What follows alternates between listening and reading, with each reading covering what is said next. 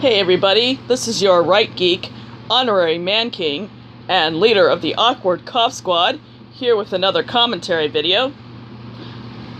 Last time I discussed one problem with the social justice left's so-called, quote, consequence culture, that its consequences are wildly out of bounds and threaten to destroy our ability to maintain our liberal order.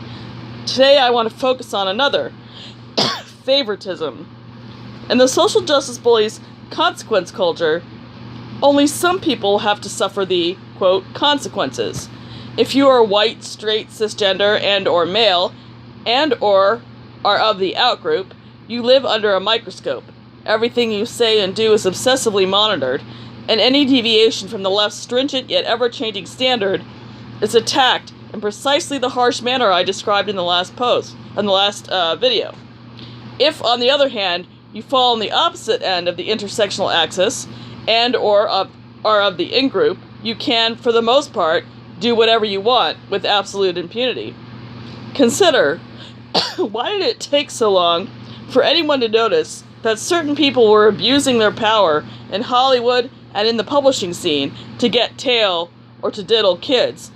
In many cases, the delay comes down to this. These people were of the in-group. Said abusers bleated all the correct leftist bromides, so no one felt obligated to check their behavior until it became impossible to ignore. This is certainly what happened in the comic book industry, to take one recent example. All the folks who were, quote, in, spent an inordinate amount of time chasing after small YouTubers and Indiegogo campaigners, while the actual evildoers lurked among their own ranks.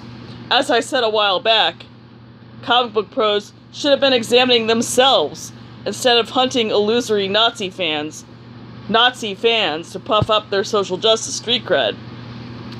Meanwhile, have you noticed how often bigotry and hatred are permitted so long as they're expressed by the right people? You can say, kill all men, without suffering many consequences. You can argue that white people are demonic and or genetically deficient, and get feted by the press and showered with accolades. And left-wing anti-Semitism is greeted with a shrug, especially when it's expressed by black activists. But because J.K. Rowling evinced mild, reasonable skepticism of trans-radicalism a while back, she's been endlessly hounded. Though luckily, she has enough FU money and clout to withstand the sustained campaign against her. And if you dare suggest that looting and burning minority-owned businesses probably isn't the best way to ensure that hashtag Black Lives Matter, you may find yourself suddenly unemployed. This state of affairs is deeply, deeply unfair, but as far as I can tell, no one on the social justice left actually cares. Indeed, as far as I can tell, they love that people in the outgroup are being punished while their buddies are getting off scot-free.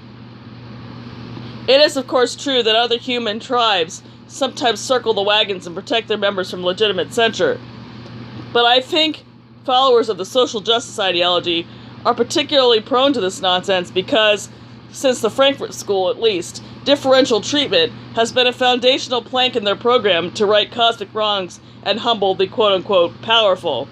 To put it another way, their hypocrisy is a feature, not a bug. As a classical liberal and a decent human being with a natural sense of justice, I think social justice bullies' embrace of open vengeance is incredibly toxic, and that's yet another reason why I resist the less diabolical attempt to recast cancel culture as so-called consequence culture. Thank you for listening, and I will speak to you again later this week.